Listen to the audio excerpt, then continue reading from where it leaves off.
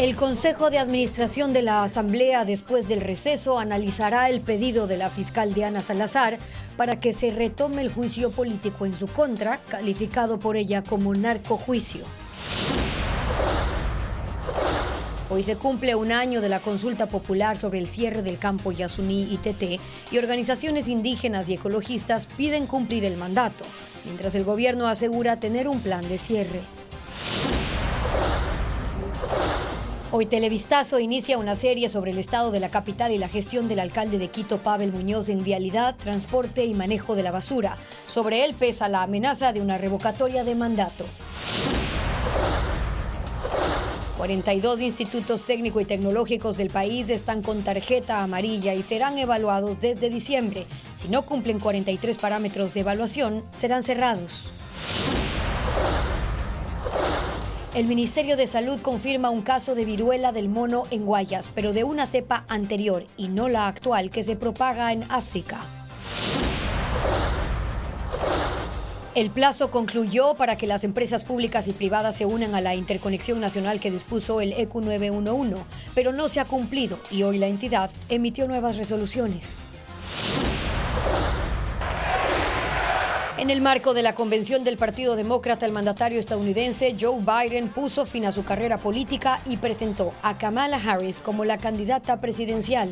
Ella aceptará la postulación este jueves. Bienvenidos a esta emisión de Televistazo con lo más destacado de este martes 20 de agosto. ¿Qué tal, Gaby? Hola, Estefi, amigos, bienvenidos. Empezamos con el tema del juicio político contra la fiscal general Diana Salazar.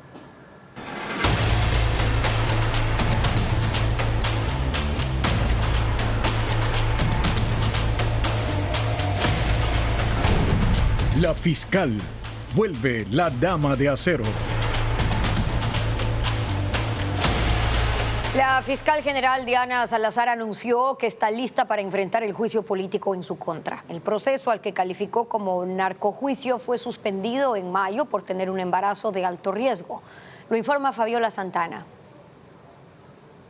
Y con la autorización, la fiscal general Diana Salazar reapareció tras un mes de vacaciones. Lo hizo con un mensaje que sorprendió, pues pidió a la Asamblea reactivar la solicitud de juicio político en su contra impulsado por el correísmo. El proceso fue suspendido el 17 de mayo cuando la fiscal anunció que fue diagnosticada con un embarazo de alto riesgo. Hoy, por la transparencia con la que actuó siempre, he informado a la Asamblea Nacional una actualización de nuestro estado de salud. Y con la autorización de nuestro médico puedo contarles que la pausa que obligatoriamente debimos tomar ha llegado a su fin. Como siempre lo dije, estoy y estaré lista para asumir este narcojuicio. Sí, a las cosas hay que llamarlas por su nombre. Esto es un burdo intento de revancha de los grupos delictivos, a los que siempre les he resultado incómoda por el trabajo que, con mi equipo, hemos realizado con absoluto compromiso contra la corrupción, la impunidad y la delincuencia organizada. La asambleísta de la Revolución Ciudadana, Gisela Garzón, la acusó de incumplimiento de funciones en casos relacionados como Sinohidro, Encuentro, entre otros. Sin embargo, Salazar dijo a sus detractores que esas acusaciones se desvanecerán solas. Ustedes saben que no le temo a la responsabilidad del cargo de fiscal general, sobre todo porque las causales que han presentado los interpelantes no tienen sustento, se desvanecen solas y tratan de distorsionar lo que los procesados no pueden sostener en los tribunales.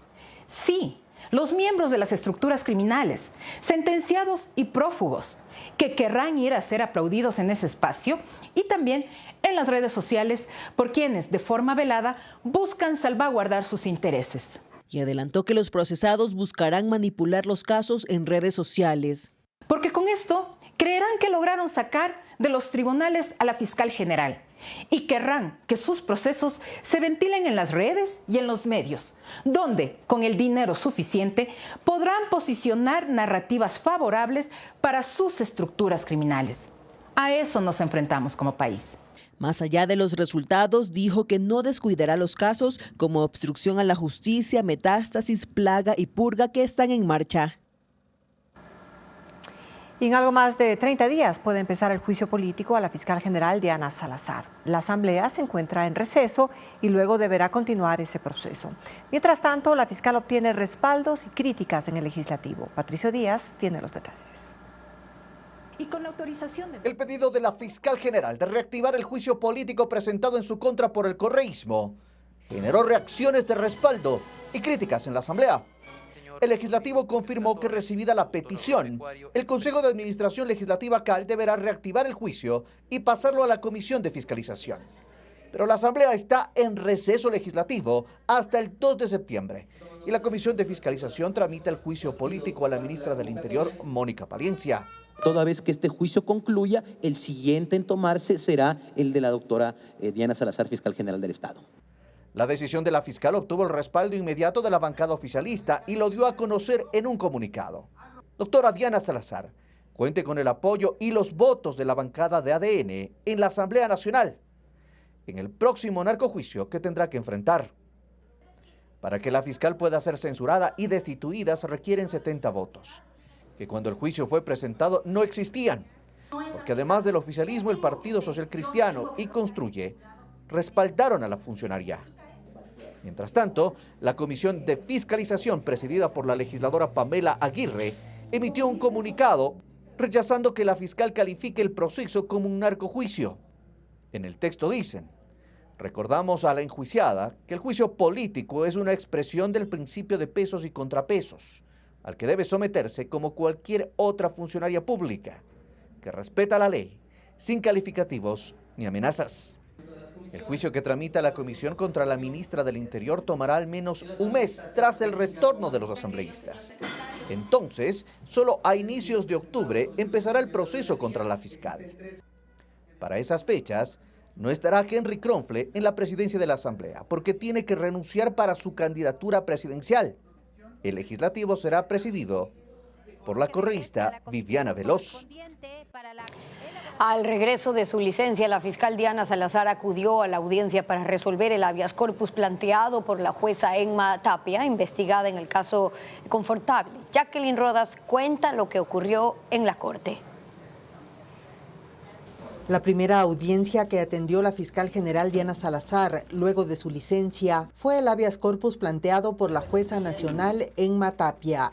Las dos se encontraron en la Corte Nacional. A los pocos minutos debieron cambiar de lugar, pues esta vez la fiscalía era la demandada. Tapia planteó el recurso para que se levante la orden de inmovilización y traslado emitida en su contra y pueda rendir versión voluntaria sin custodia policial en el caso Confortable. Aunque no es parte en la acción, el procesado del caso Metástasis, Wilman Terán, se conectó por Zoom desde la cárcel, según informó la secretaria al tribunal. Y sobre la hora de la audiencia, el padre de Terán entregó un escrito para que pueda participar como tercero interesado. Antes de instalar la diligencia, los jueces informaron que es reservada y pidieron que salga la prensa y el público, debido a que estaba previsto que se expongan elementos de la investigación previa por cohecho, abierta a Tapia y a la jueza Catherine Muñoz, quienes concedieron el cambio de cárcel a Terán. Al poco tiempo salió el abogado de la jueza Emma Tapia y explicó que la audiencia no se dio. Nosotros hemos desistido de la acción de habeas corpus, toda vez que el acto lesivo, el cual estaba siendo accionado, ha sido dejado sin efecto el día de ayer por Fiscalía General del Estado en horas de la tarde. En realidad el deseo de mi cliente era precisamente acudir a Fiscalía de forma voluntaria, sin ser coaccionada. La Fiscalía convocó a la jueza Tapia para que rinda versión voluntaria este miércoles a las 3 de la tarde.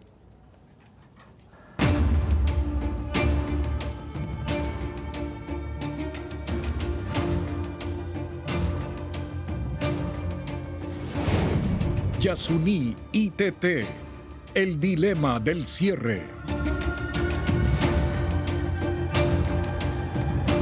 Se cumplió un año de la consulta popular en la que la mayoría de los ecuatorianos decidieron el cierre de la explotación del ITT. Las comunidades guaraní exigen al gobierno ser incluidas en el comité formado para planificar el cierre de ese bloque petrolero. Francisco Garcés informa. La nacionalidad guaraní del Ecuador exige que el gobierno cierre el bloque ITT en el Parque Nacional Yasuní y para eso pide que sus representantes sean incluidos en el comité formado en mayo por el gobierno para planificar y ejecutar el cierre de ese bloque.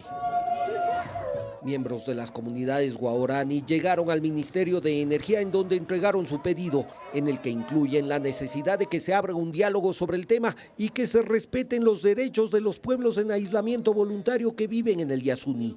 Creen que el gobierno está incumpliendo lo ordenado por el 58,9% de los votantes que hace un año decidieron el cierre de la explotación petrolera en el Yasuní. Ese pronunciamiento dio un año para el proceso, contado desde la notificación de los resultados, que fue el 31 de agosto del 2023. Que nosotros estamos trabajando con los expertos petroleros para nosotros también poder enseñar al gobierno nacional que así se puede retirar y así se puede cerrar el campo petrolero.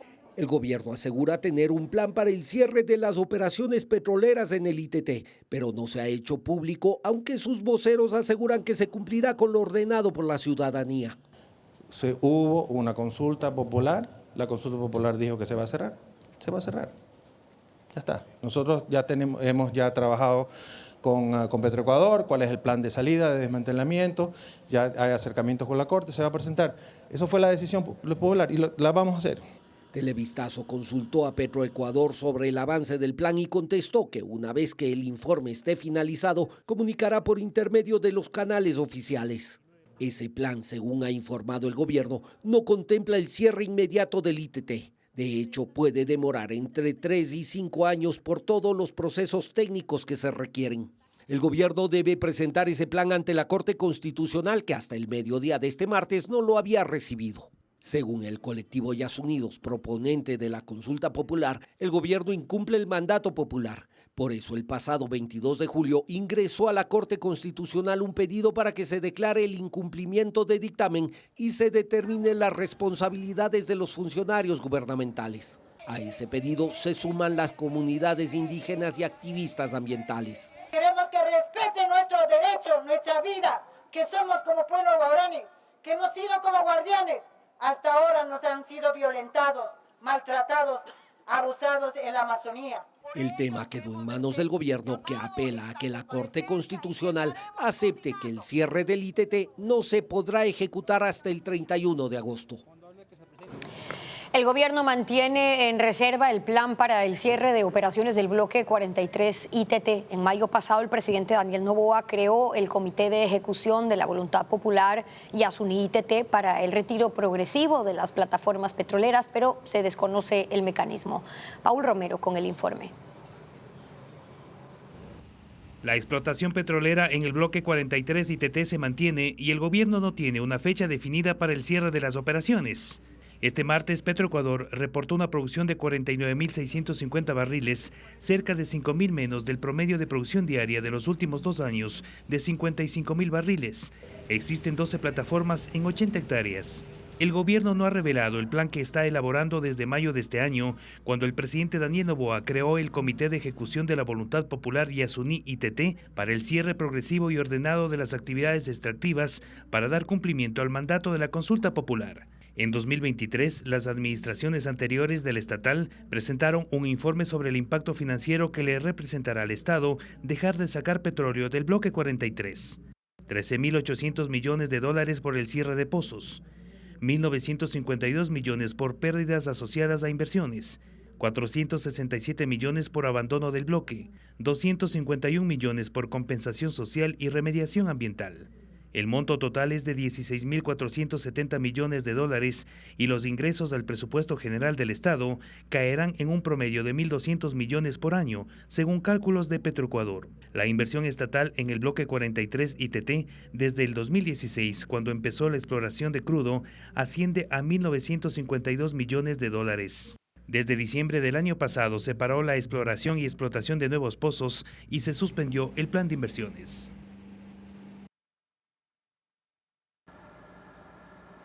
La primera noche de la convención del Partido Demócrata de Estados Unidos fue una ocasión para reconocer la trayectoria del presidente Joe Biden, que decidió no presentarse a la reelección, abriendo el camino a Kamala Harris. Ella hizo una sorpresiva aparición durante el evento. Biden dijo que escogerla como vicepresidenta fue su mejor decisión y arremetió contra Donald Trump, a quien mencionó más de una docena de veces durante su discurso. Casa llena en la primera noche de la convención del Partido Demócrata, que culminará el jueves con la proclamación oficial de Kamala Harris como candidata a la presidencia. Ella no estaba en la nómina de oradores, por lo que su repentina aparición despertó el entusiasmo de las 50.000 personas reunidas en el Union Center de Chicago. I want to kick us off by celebrating our incredible president, Joe Biden. Quiero comenzar celebrando a nuestro increíble presidente Joe Biden, dijo en el inicio de una breve intervención en la que destacó también los ideales de libertad y democracia. Let us fight for the ideal. Luchemos por los ideales que apreciamos y recordemos siempre que cuando luchamos ganamos, dijo al final. Estuvo también la ex candidata presidencial demócrata Hillary Clinton, quien dijo que Harris luchará por las familias trabajadoras y cómo ha tomado la bandera por causas progresistas como el restablecimiento del derecho al aborto en todo el país. She will restore abortion rights nationwide. Pero fue también la noche de Joe Biden. Are you ready to vote for democracy and for America? Dijo que el país está ganando y que los estadounidenses están más seguros ahora que bajo la administración de Donald Trump. El crimen violento ha caído al nivel más bajo en más de 50 años y seguirá bajando cuando pongamos a un fiscal en la oficina oval en lugar de un delincuente convicto, señaló. En relación a las 34 condenas que pesan sobre el expresidente y también candidato del Partido Republicano Donald Trump. En política internacional destacó que bajo el liderazgo de Estados Unidos, la asistencia a Ucrania le permite resistir la invasión de Rusia. Y habló de uno de sus objetivos antes de que termine su gobierno, con los esfuerzos diplomáticos en la crisis de Medio Oriente por la guerra de Israel contra el grupo Hamás en la Franja de Gaza. Poner fin al sufrimiento del pueblo palestino y finalmente lograr un alto al fuego y poner fin a esta guerra, dijo Biden. En un discurso prácticamente de despedida de su vida pública de más de 50 años. A su presidencia le quedan todavía 5 meses y espera pasar la posta a Kamala Harris en enero de 2025. Esta noche, en cambio, la convención tendrá discursos del expresidente Barack Obama y también de su esposa Michelle, una de las parejas más influyentes en la política estadounidense, de la que el partido espera que dé un impulso definitivo a los votantes en apoyo a Kamala Harris en su camino a la Casa Blanca.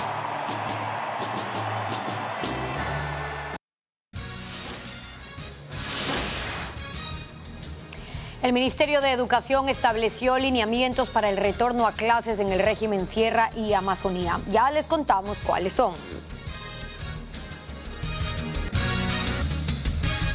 El Ministerio de Salud Pública informó de un caso de viruela del mono en la zona 8 en Ecuador.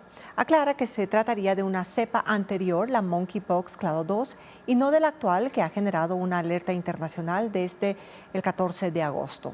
La cartera de Estado hasta el momento no aclara en qué ciudad, pero se conoce que se trata de un paciente de 34 años que actualmente se encuentra en aislamiento domiciliario. El desarrollo de esta noticia en nuestra emisión estelar a las 7 de la noche. 42 instituciones de educación técnica y tecnológica del país están en peligro de cerrar. Este año deben obtener más del 60% en evaluaciones del CACES para seguir abiertas. El Consejo de Aseguramiento de la Calidad de la Educación Superior, CACES, presentó esta mañana el cronograma para evaluar a 152 institutos técnicos y tecnológicos de educación superior en el país que tienen cerca de 150,000 estudiantes. Pondrá énfasis en 42, 16 públicos y 26 privados que hace 3 años no pasaron los estándares mínimos de la evaluación y en caso de volver a fallar serán cerrados. Pichincha concentra 15 instituciones con tarjeta amarilla, Guayas 9, El Oro 3, Esmeralda, Santo Domingo y Chimborazo tienen 2 y los demás están distribuidos en otras provincias. El CACES estableció 6 criterios de evaluación y 43 indicadores relacionados con el entorno del aprendizaje de los estudiantes, es decir, infraestructura, situación de los profesores y componentes académicos. Creo que los más importantes considero es la parte de la docencia como tal, es decir, sueldos de los profesores, qué tan bien atendidos están, las mallas curriculares. Para recibir la acreditación, los evaluados deben obtener al menos 60 puntos sobre 100. Es un estándar mínimo, ¿no? Lo mínimo de calidad que se espera de una institución para que garantice la calidad a los estudiantes. El proceso de evaluación iniciará el 2 de diciembre cuando las instituciones deberán subir la información a la plataforma diseñada por el CACES. En 2025 se realizarán visitas a las instituciones educativas y en septiembre de ese año se presentarán los informes preliminares. 2 meses después habrá resultados definitivos.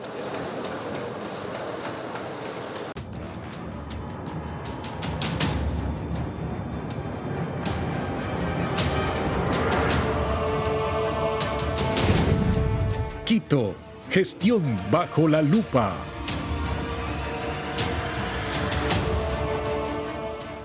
Hoy Televistazo inicia una serie sobre el estado de la capital y la gestión del alcalde de Quito, Pavel Muñoz, en vialidad, transporte y manejo de basura.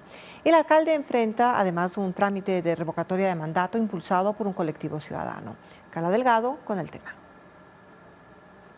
Buenos días. Buenos días. Pavel Muñoz llegó a la alcaldía de Quito hace 15 meses. Recibió una ciudad con problemas de transporte, con metro construido, pero parado. Inseguridad, falta de gestión de la basura y la ciudad con el mayor desempleo del país, 8.3%. Adiós la mochilas a $10. Muñoz, miembro de la Revolución Ciudadana, anunció un plan de trabajo con 5 ejes: convivencia ciudadana, emprendimiento, protección social, movilidad sostenible y territorio intercultural. En 15 meses sí puso el metro en funcionamiento.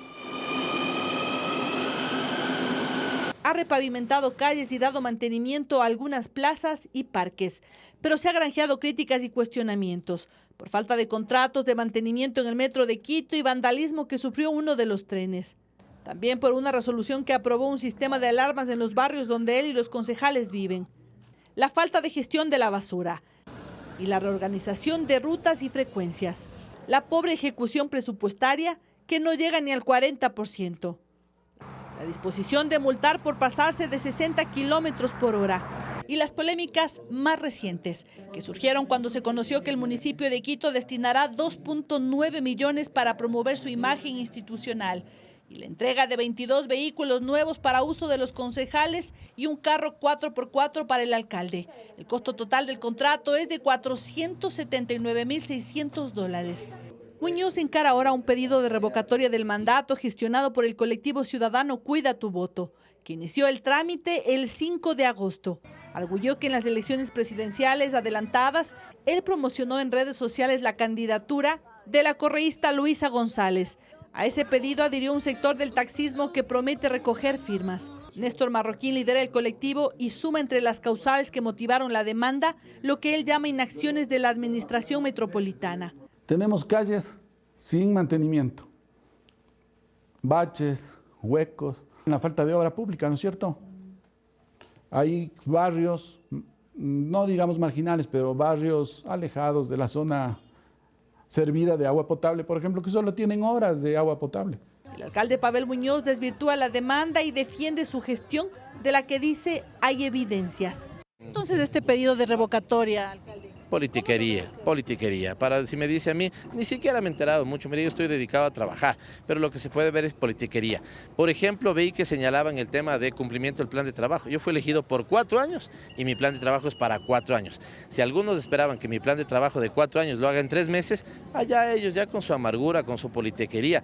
El alcalde Muñoz ya fue sentenciado por el Tribunal Contencioso Electoral a pagar una multa de $9.200 y tuvo que pedir disculpas públicas por apoyar a la candidata correísta en sus intenciones de llegar a la presidencia. Una acción que al tener un cargo público está prohibido por la ley electoral. Una alcaldía que enfrenta críticas, retos acumulados y desafíos pendientes.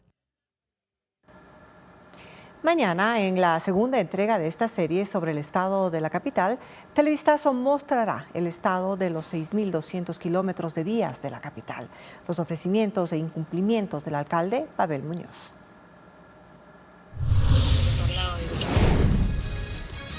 El ECU 911 emitió nuevas resoluciones sobre la interconexión nacional de cámaras de seguridad y vigilancia para empresas privadas. Ya le contamos. Las empresas privadas no están obligadas a unirse a la Interconexión Nacional de Cámaras de Seguridad y Videovigilancia que dispuso el ECU 911.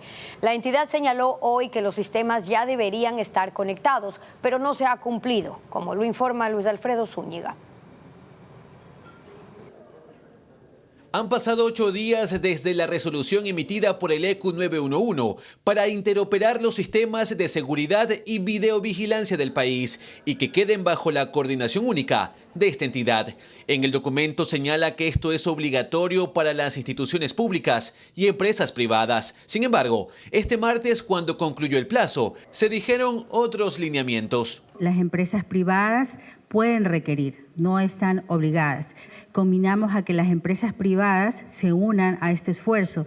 Empresas de seguridad privada ya han señalado que tienen muchas dudas en torno a la resolución. De hecho, hasta ahora, ninguna empresa privada ha decidido unirse a la interconexión con el ECU 911.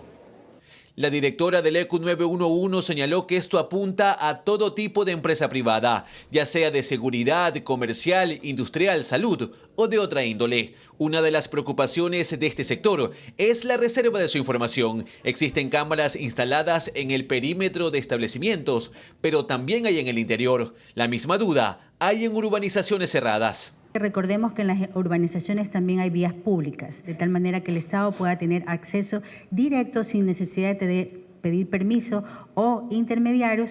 Nosotros somos seguridad pública. Afuera de sus domicilios, obviamente su privacidad no va a ser vulnerada jamás. Otro de los cuestionamientos ha sido que hay sistemas de vigilancia que no son compatibles con los del ECU 911, pero Ana María Ayala ha asegurado que eso no será impedimento. Todo software es compatible con nosotros. El plazo estipulado ya concluyó y empezó el primer mapeo para saber qué municipios se han interconectado con el ECU 911, ya que el sector público sí está obligado a cumplir la resolución. Y hasta ahora, muchos cabildos han trabajado por su cuenta. Este martes se agendaron reuniones con los municipios de Durán y Marcelino Maridueña en Guayas. El ejército de Israel recuperó los cuerpos de 6 rehenes que fueron asesinados por milicianos de Hamás en la Franja de Gaza. Fueron hallados en los túneles de la ciudad de Yan Yunis, en el sur. El primer ministro Benjamín Netanyahu ha expresado sus condolencias a los familiares. Una operación liderada por unidades de inteligencia permitió hallar los cuerpos de 6 israelíes. Todos han sido identificados. Nadav Popelwell, de 51 años, Yagev Bushtab, de 35, Alex Danzig, de 77. Están también Chaim Peri, Yoram Metzger, ambos de 80 años, y Abraham Munder, de 79, que fueron secuestrados por Hamás en el kibutz Niroz durante el atentado del 7 de octubre del año pasado. Munder fue secuestrado con su esposa, su hija y su nieto, pero ellos fueron liberados durante una tregua temporal. La esposa de Metzger también fue secuestrada y luego liberada. Desde que inició la guerra, Israel y Hamás lograron solo un acuerdo de tregua de una semana a fines de noviembre, que permitió la liberación de 105 rehenes a cambio de 240 prisioneros palestinos. El Foro de Familias de Rehenes insisten en que el gobierno debe alcanzar pronto un nuevo acuerdo con Hamás para que el resto de cautivos puedan regresar con vida. Aún quedan dentro de Gaza 106 rehenes, pero Israel cree que de ese número, 35 han muerto. El gobierno de Panamá realizó el primer vuelo de 29 migrantes deportados y estas personas ingresaron al país por la selva del Darién, todos con antecedentes penales que hoy abordaron un avión de regreso a Medellín, Colombia. Esta mañana partió el primer vuelo de retorno de migrantes irregulares desde Panamá. Está financiado por Estados Unidos en el marco de un acuerdo para frenar el flujo de indocumentados que intenta llegar a ese país.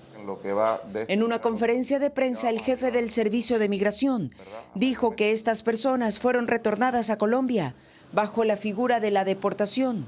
Habían ingresado por la selva del Darién y todos tienen antecedentes penales. Incluso uno de ellos es un presunto sicario del Clan del Golfo, que fue identificado mediante el sistema biométrico usado por las autoridades panameñas. Son devueltos por ser considerados como una amenaza para la seguridad colectiva.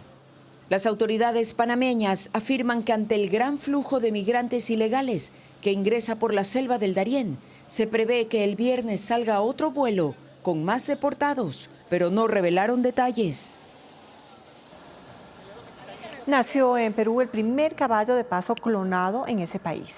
El nuevo ejemplar se obtuvo a partir de tejidos donados por la Asociación de Criadores de Caballos de Paso de Piura.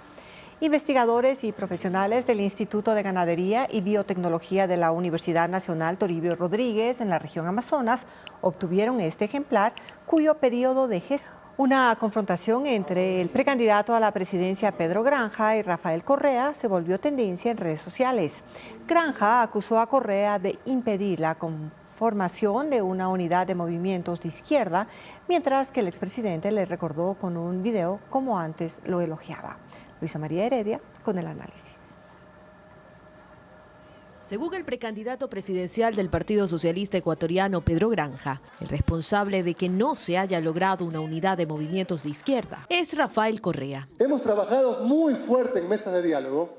Luisa González dice una cosa, ella es muy buena persona, ella quiere avanzar, pero después Rafael Correa le ala las orejas en Twitter y le dice, no es con ellos, yo no voy a hacer pacto con la izquierda, sino con la derecha. Lo dicho por Granja desató una polémica en la red social X que se volvió tendencia. Correa le contestó con un video que es el extracto de una entrevista que concedió a Radio Pichincha hace 5 meses y en la que Granja lo elogia. Yo lo admiro a Rafael Correa, siempre lo he admirado. Por ejemplo, su capacidad como un líder, como un hombre organizador. Y escribió, hasta hace poco quería verme y yo me negué. La miseria humana una vez más en su máxima expresión. Granja le respondió al expresidente con al menos 2 tweets que luego eliminó. Le quitaste la sede a la CONAIE, perseguiste indígenas, estudiantes y sindicalistas, llamas a agredirme como el gran cobarde que eres. Alimaña malagradecida. Eres tú el que siempre boicoteó la unidad. Cuando escribí un libro exponiendo tu persecución, me pedías un hijo, decía uno. En el otro había más improperios, un estilo que caracteriza a Granja, altanero y confrontativo, muy parecido al de Correa, quien cerró el hilo con un tuit en el que ataca a Granja sin nombrarlo.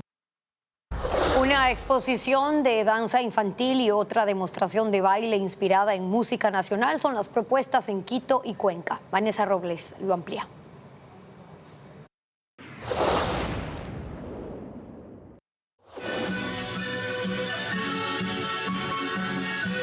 Cien bailarines del grupo de danza Saruimanda se presentarán este 22 de agosto en el Teatro Nacional de la Casa de la Cultura en Quito. Las coreografías serán con ritmos folclóricos, San Juanito, pasacalle, pasillo, bomba del chota, entre otros. La función será a las 7 de la noche. La historia de Moana cobra vida con 50 bailarinas de la Academia Fama Belly Dance, dirigidas por Mercy Fernández, que se presentarán este 24 de agosto en el Teatro Casa de la Cultura en Cuenca. La propuesta de 1 hora fusiona danza árabe, urbana y contemporánea. Va dirigido al público infantil y será a las 7:30 de la noche.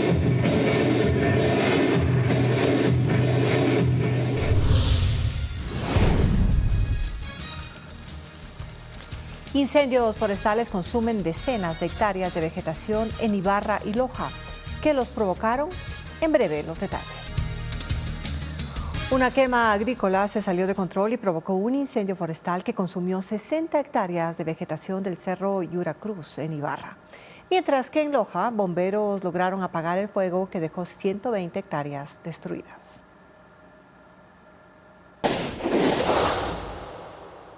Un incendio forestal que permaneció activo durante 30 horas redujo a cenizas las laderas del Cerro Yuracruz, al oriente de la ciudad de Ibarra, provincia de Imbabura. La vegetación seca y los fuertes vientos que, según el cuerpo de bomberos, alcanzaron los 50 kilómetros por hora, hicieron que el fuego se propague con rapidez. 50 bomberos escalaron la montaña para enfrentar las llamas, que se alzaban hasta 3 metros de altura. La irregularidad del terreno complicó las labores. Con nuestros drones ya hemos superado las 60 hectáreas que se han consumido, es lamentable. El humo y las cenizas llegaron incluso a la ciudad. Los sectores más afectados fueron las Malvinas y Lulunquí, al oriente. 3 familias evacuaron voluntariamente. Según el cuerpo de bomberos, el incendio fue provocado.